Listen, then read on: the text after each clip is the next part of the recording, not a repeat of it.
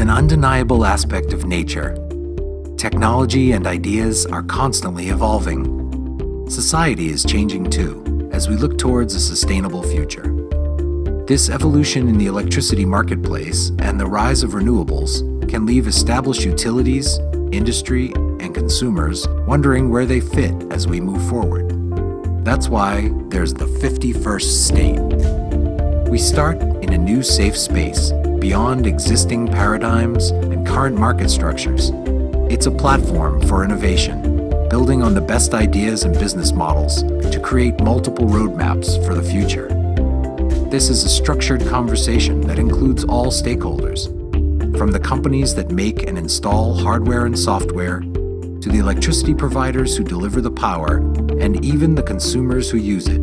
There are multiple solutions for the future, and the 51st State champions the premise that everyone can win.